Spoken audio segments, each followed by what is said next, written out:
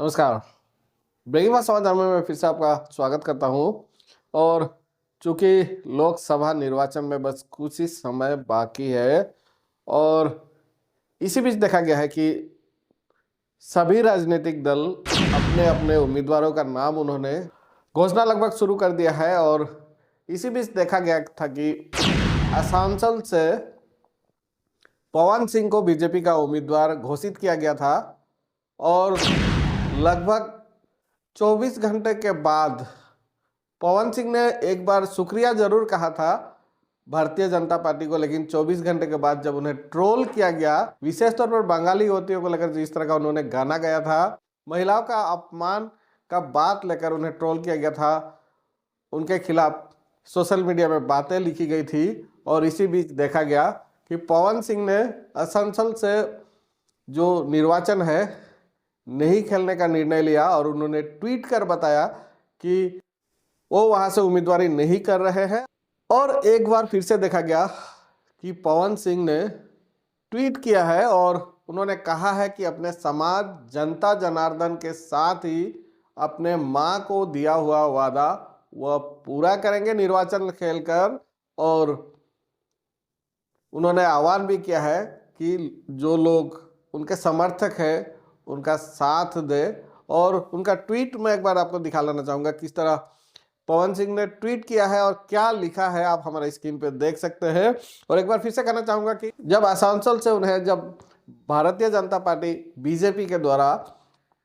उम्मीदवारी जब उनका नाम घोषणा किया गया, जब आसनसोल से पवन सिंह का नाम घोषित किया गया तो सबसे पहले तो उन्होंने खुशी जताई, लेकिन लगभग 24 घंटे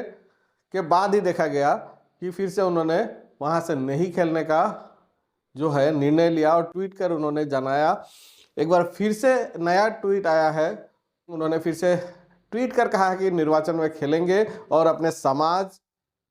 जनता जनार्दन तथा मां से किए गए वादे को वे पूरा करेंगे, उन्होंने कहा है। और एक बात हम कहना चाहेंगे कि यह जो ट्रोल होना या इस तरह की बातें, इस पर हम थोड़ा आज विश्लेषण करना चाहेंगे। और एक चीज़ आपको कहना चाहेंगे, विशेष तौर पर बिहार में जो वल्गर गीत या जो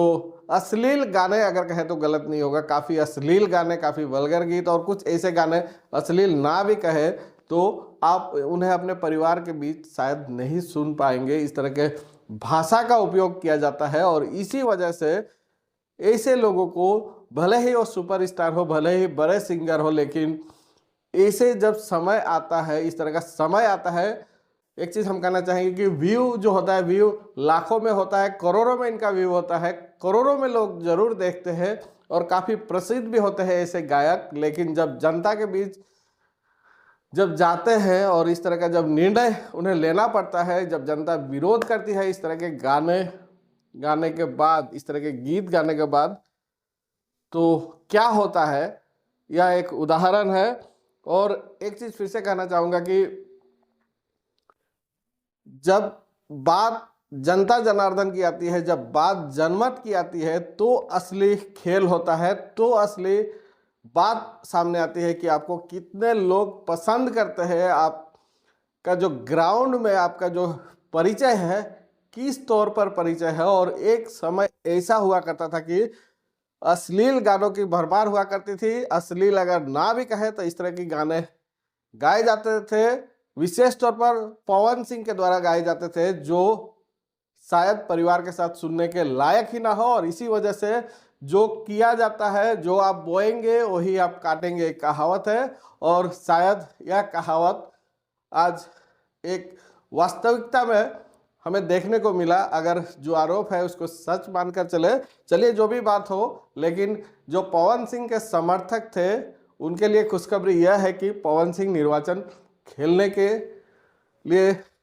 उत्सुक है, वे निर्वाचन खेलना चाहते हैं। और कौन से सीट पे वे निर्वाचन खेलेंगे, किस तरह का क्या रहेगा, इस विषय को लेकर भी जो अपडेट आता है जरूर आप तक पहुंचाएंगे।